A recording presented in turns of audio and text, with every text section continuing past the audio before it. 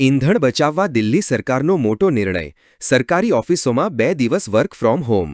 અધિકારીઓના પેટ્રોલમાં 20% કાપ.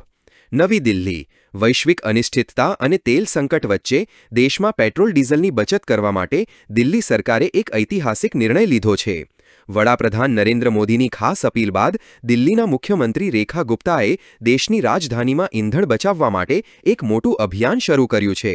આ અંતર્ગત દિલ્હીની તમામ સરકારી ઓફિસોમાં અઠવાડિયામાં 2 દિવસ માટે વર્ક ફ્રોમ હોમ ફરજિયાતપણે લાગુ કરવાનો આદેશ આપવામાં આવ્યો છે. મુખ્યમંત્રી રેખા ગુપ્તાએ પત્રકાર પરિષદમાં જણાવ્યું કે સરકારી વિભાગો ઉપરાંત ખાનગી, પ્રાઇવેટ, ઓફિસો અને સંસ્થાઓને પણ અઠવાડિયામાં 2 દિવસ માટે હાઇબ્રિડ અથવા વર્ક ફ્રોમ હોમ મોડલ અપનાવવા સત્તાવાર અપીલ કરવામાં આવશે. આ વ્યવસ્થાની દેખરેખ શ્રમ વિભાગ કરશે. અધિકારીઓના વાહનોના પેટ્રોલમાં 20%નો ઘટાડો. આ કડક નિર્ણયો અંતર્ગત સરકારી અધિકારીઓને મળતા સત્તાવાર પેટ્રોલ અને ડીઝલના કોટામાં 20%નો સીધો ઘટાડો કરી દેવાયો છે.